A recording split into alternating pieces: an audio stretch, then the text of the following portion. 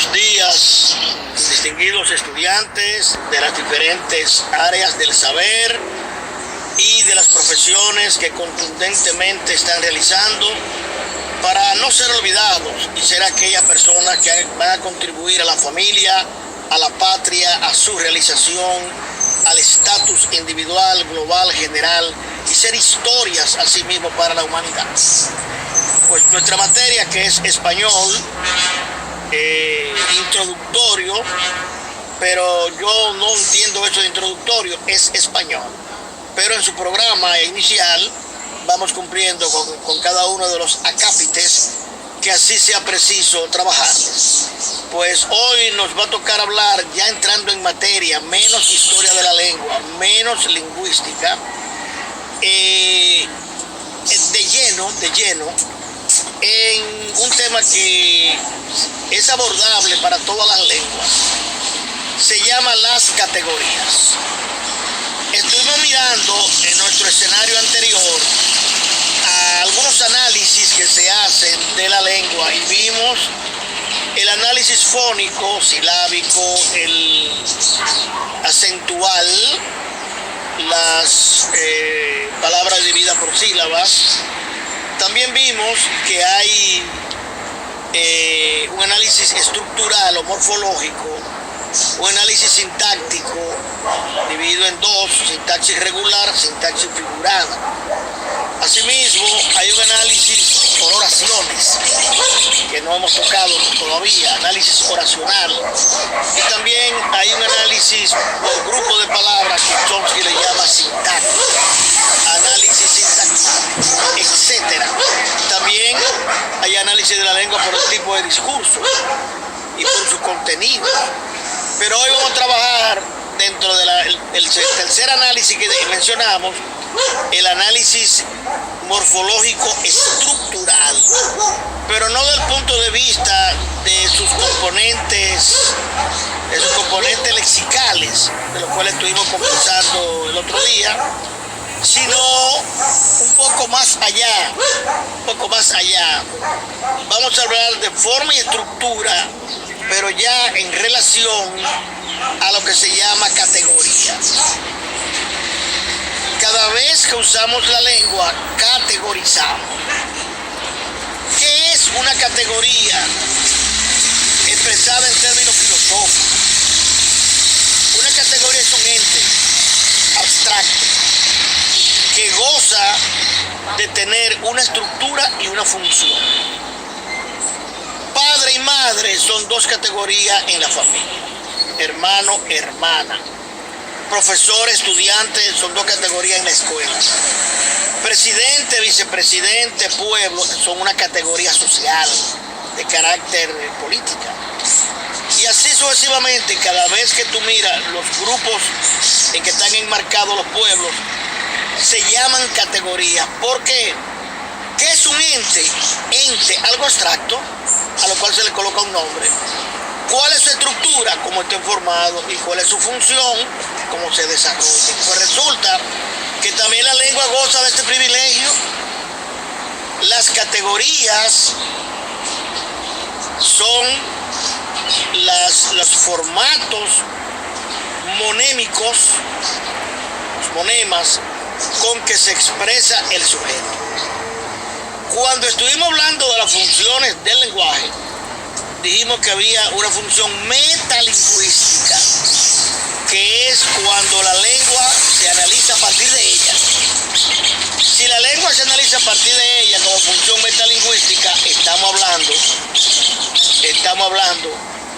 de análisis categorial a partir de las palabras que componen la lengua.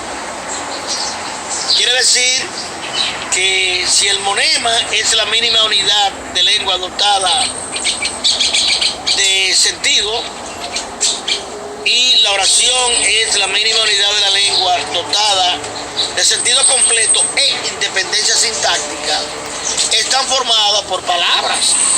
Entonces, las palabras de una lengua tienen nombre. Ese nombre que le da la lengua se llama categoría.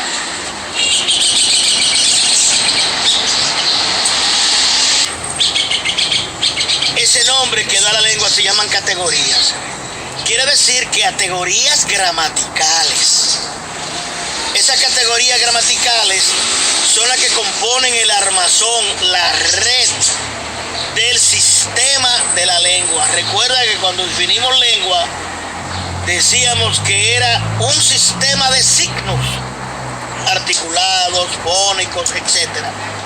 Quiere decir que el sistema de la lengua está formado por unas estructuras básicas que se llaman palabras, que se llaman monemas, pero que gramaticalmente tienen un nombre. Es decir, gramaticalmente se les denomina. Esa palabra tiene una denominación. Vamos a aclarar. Cuando usted dice la mujer compra arroz, la mujer compra arroz, la mujer compra arroz. ¿Cuántas palabras hay? 4. ¿Tienen un sentido? Sí. Pero si lo vamos a analizar gramaticalmente, dijéramos, desde el punto de vista de las categorías, la, artículo definido. Mujer, sustantivo concreto, animado, común, femenino. Compra, verbo presente, tercera persona singular. Arroz, sustantivo concreto, común. Quiere decir que yo he analizado la mujer compra arroz desde el punto de vista gramatical, aplicando el análisis categorial. Entendió perfectamente. ¿Cuántas categorías tiene el español? Porque la lengua variará según la lengua. Según la lengua. En español hay 9 categorías. 9 formas de llamar a las palabras gramaticalmente. Esas 9 son 6 variables y 3 invariables. Una categoría se llama variable cuando admite estructuras agregadas, singular, plural, masculino, femenino, aumentativo, diminutivo, despectivo. Varía. No es lo mismo casa, casucha, casón, casona, casita. Casa, casón, casucha, casona, casita. Las 4 son casas, pero no son iguales. Una casa es normal, una casita es pequeña, una casucha es miserable cayéndose, una casona es antigua y un casón puede ser moderna, eminentemente grande. Quiere decir que nos chequeamos ahí, casa, casita, casona, casucha, casón, vienen de la palabra casa, pero cada una resulta ser diferente de acuerdo al significado que tiene. Pero todas son de casa, es decir, pertenecen a una categoría de la lengua, una categoría gramatical de la lengua. Eso quiere decir una parte variable de la oración, una parte variable, es decir, que esas 6 componentes son variables, varían como lo hemos dicho. La parte más variable que tiene la oración es el verbo, porque el verbo tiene los accidentes que ustedes estudiaron, accidentes verbales, que son la persona, el número, el tiempo, el modo, la voz y el aspecto. Es decir, persona, número, tiempo, modo, voz y aspecto. Un verbo, el más variable. Camino, primera persona, del singular, del presente, del modo indicativo, de la voz activa, de aspecto perfectivo. Se llama perfectivo o imperfectivo, lo veremos luego, cuando la acción termina, e imperfectivo cuando no termina. Yo camino quiere decir que la acción termina en el presente. Entonces, por eso es que el verbo es la categoría gramatical de las 6 categorías variables, la más variable. porque varía en todo lo que hemos dicho. Se llaman accidentes verbales. Las otras tres categorías no varían. La preposición, la conjunción y la interjección son categorías gramaticales invariables. Usted no puede agregarle nada. Ejemplo, para, con, sin, ni, que, o, conjunciones. O sea, no puede agregarle nada. O, nada. Y una interjección menos. ¿Qué? ¿Cómo? Quiere decir que se llaman invariables porque no admiten ninguna variación ni de prefijo, ni de sufijo, ni de nada. Son ellas estentoriamente únicas. Hemos dicho que son 9. Las primeras 6 son variables. ¿Cuáles son? El artículo, el adjetivo, el sustantivo. El adverbio, el verbo, el pronombre. Luego tenemos la conjunción, la preposición, la conjunción, la interjección invariables. Entonces, las 6 variables, repetimos: el artículo, el adjetivo, el sustantivo, el pronombre, el adverbio y el verbo. Varían de una a otra. Vamos a presentar a cada uno de estos señores. Este es un repaso que ustedes han dado de todo su bachillerato. Ahora, antes lo veían una semanal o quincenal categoría, ahora lo están viendo todas juntas. El artículo. ¿Qué es el artículo? Es una parte variable de la oración, una categoría variable de la oración que sirve para presentar o señalar la existencia o inexistencia de la presencia del sustantivo, de la sustancia. Pero usted dice el, la, los, las. Se clasifican en artículos definidos o determinados: el, la, los, las, el camión, la camisa, los niños. Número 2, artículos indefinidos o indeterminados, no precisan su existencia: un, una, unos, unas. Número 3, hay un artículo que se llama en contracción. En contracción son al y del. Al es la contracción de a más el. Cuando dice yo voy al parque, no se dice a el parque, se dice al parque. Esta es la página del libro. No se dice esta es la página del libro, no, del libro. Eso se llama artículo en contracción. Y hay un artículo también considerado que implica la parte de un todo, parte de un todo. Se llama artículo partitivo.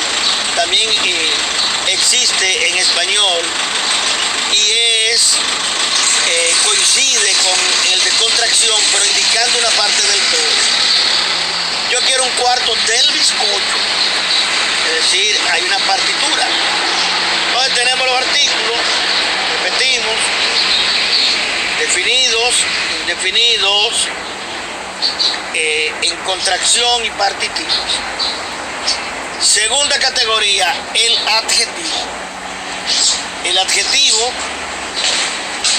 es una parte variable de la oración que indica una condición, una cualidad, un comportamiento, una forma en que se mueve o se sitúa la existencia del sustantivo.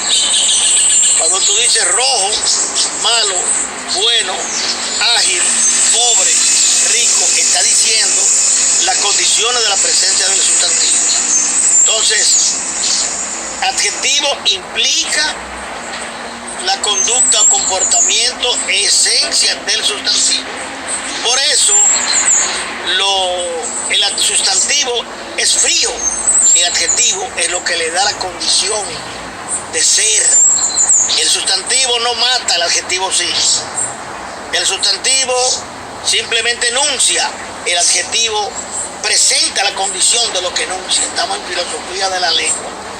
Así tú dices hombre, pero cuando dice hombre mortal, entonces está diciendo una condición del hombre, que es que muere.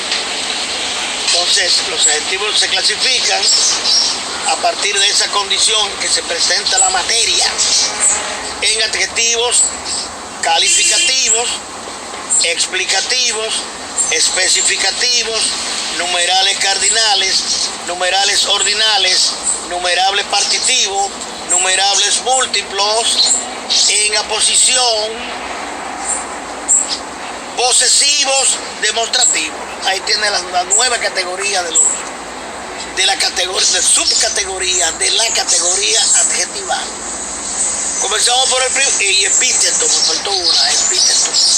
¿Qué es adjetivo calificativo? Su nombre lo indica, que indica una cualidad, condición, forma en que se presenta la esencia del sustantivo. Así tú dices, un hombre bueno y una mujer mala, un mango amarillo y una manzana roja. Quiere decir que rojo, amarillo, bueno y malo son calificaciones. Ahora bien, oye bien esto que es interesante. Hay calificaciones que la trae la naturaleza y tú no puedes cambiarla. A eso se le llama adjetivo epíteto. La naturaleza trae su propia condición y no puede variarla, y se llama epíteto por eso. Ejemplo, ¿cómo es el carbón? Solamente negro. ¿Cómo el azabache? Realmente, sin invento, solamente negro. Es decir, ¿cómo es la leche? Blanca. No hay roja ni verde, no me inventen colocándole cosas. Es decir, ¿cómo es la sangre? La única sangre que hay, que la tenemos todo el mundazo, es que es roja. Quiere decir que sangre roja, carbón negro, negro carbón, son no solo condición de la naturaleza, sino de su naturaleza, y por lo tanto se le llaman epítetos. Es decir, leche blanca, roja sangre, el negro azabache. Se llama, además de calificativos, son epítetos. El siguiente, que es el explicativo, va entre coma o después de coma. Cuando tú vas diciendo una cualidad de que tiene el sustantivo, ¿tú te acuerdas de una canción? La cantaba Rocío Jurado y otros, que dice: ese hombre que tú ves ahí, que parece tan amable, solo sabe hacer sufrir. Y ahora oye, es un gran necio, estúpido, engreído. Es decir, esos son descriptivos. Es un gran necio, un estúpido, engreído, orgulloso de sí mismo, solo sabe hacer sufrir. Quiere decir que esa descripción de ese hombre se llama adjetivo calificativo, pero descriptivo. Entonces, otros son especificativos. Cuando se comporta la sustancia, el sustantivo, cuando el adjetivo es especificativo. Cuando tú quieres denotar en ese momento que además de calificación hay una especificación. Ejemplo, la madre triste salió de la habitación. Triste calificativo, pero especificativo por la triste madre. Porque tú estás especificando que no vino alegre ni feroz, ni vino embrutecida. La triste madre salió de la habitación. El perro feroz mordió al niño en el patio. Yo estoy diciendo que el perro feroz, claro que son calificativos, pero especificativos, en el sentido de que yo he expresado una forma específica del comportamiento, sea animal, sea humano, sea niño, sea planta, sea animado o inanimado, de lo que estoy diciendo. Es decir, ese muchacho es cabeza cuadrada, Cabeza cuadrada implica que no es que sea cuadrada, sino que no entiende, vive molestando. Cabeza cuadrada, así que tú no coges consejo. Puede ser cuadrada en la forma que estamos hablando, es calificativo, pero especificativo. Un adjetivo en aposición es el que va entre comas o después de coma, también describiendo o especificando una situación. Se lleva en aposición porque van uno a continuación del otro, o uno como parte de calificar el sustantivo. Ejemplo, la muchacha, coma, bella y hermosa, coma, miraba a través de la ventana ayer.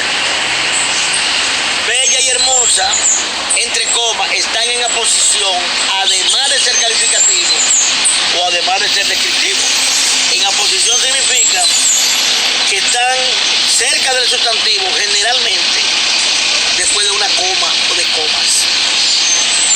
O sea que hay que tener cuidado cuando uno esté analizando. El siguiente es que las cosas uno las señala, y ese señalamiento se llama adjetivo demostrativo. ¿A qué distancia señala el sujeto la presencia del sustantivo? Se llama adjetivo demostrativo. Son tres. Este está cerca de mí.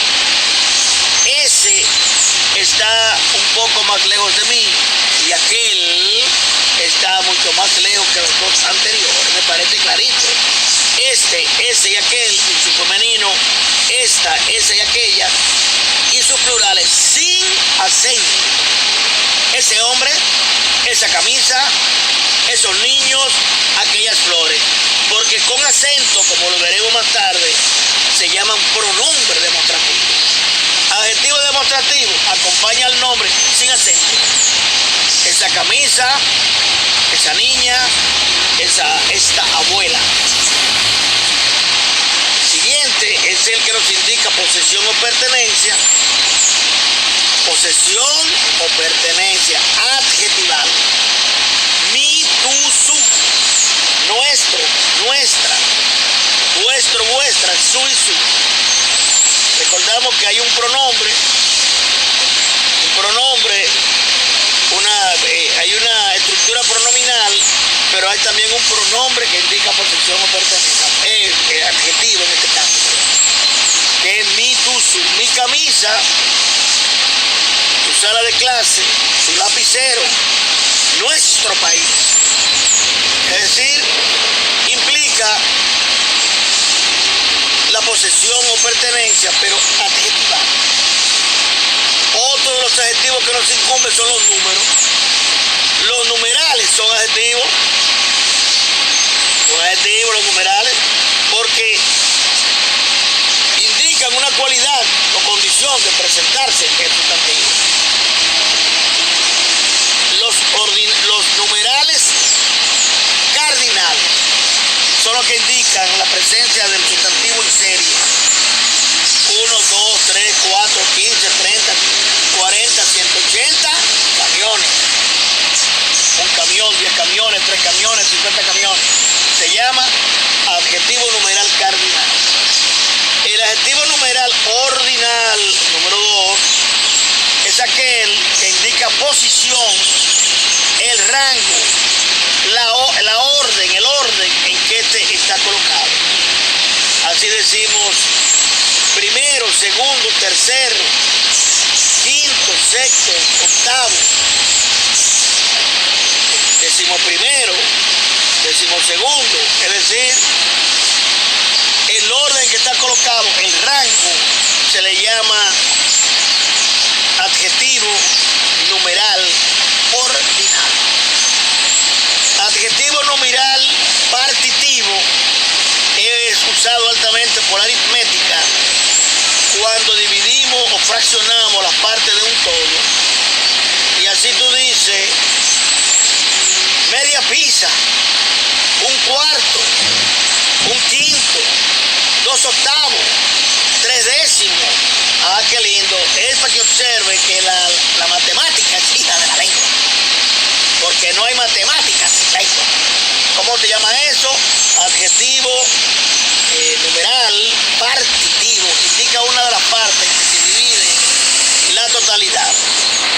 otro se llama adjetivo numeral múltiplo. El adjetivo numeral múltiplo es cuando la unidad de la sustancia, la unidad, se duplica, se triplica, es decir, se presenta más de una vez. Mellizo, doble, 2 veces. Triple, 3 veces. Cuádruplo o cuádruple, 4 veces. Quíntuplo o quíntuple, quiere decir que la naturaleza de la sustancia o el sustantivo se ha presentado, así como suena, 2 veces, 3 veces, 4 veces. Eso se le llama adjetivo numeral múltiplo. Quiere decir que los adjetivos tienen su lozanía. Es importante esto. Ahora bien, hay sustantivos que se comportan como adjetivos. Cuando uno está al lado del otro, que son 2 sustantivos, uno pasa a ser adjetivo. Es decir,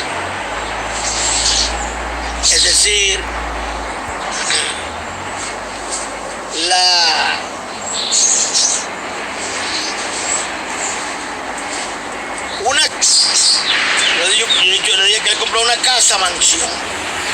Quiere decir que casa es sustantivo y mansión también. Entonces casa pasa a ser una función adjetival, aunque haya sido un sustantivo. Entonces, quiere decir que de esta manera tenemos el adjetivo.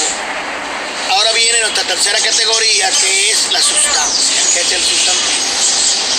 Entonces, en el sustantivo, por definición, es una parte variable de la oración que expresa la presencia o existencia del ser, de la sustancia de la que estamos hablando. Entonces, unos son sustantivos concretos, aquellos que podemos ver y tocar porque su esencia se nos presenta de manera real.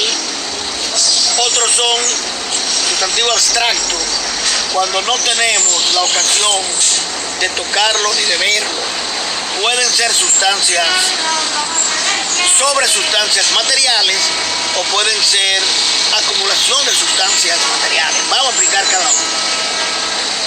Las sustancias materiales que no vemos,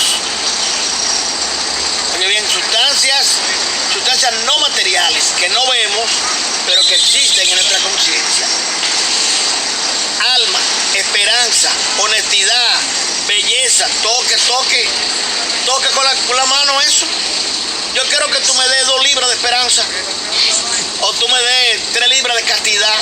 Todo eso son sustantivos abstractos, creados por la lengua para poder expresar aquello que no tocamos, pero que sí existen.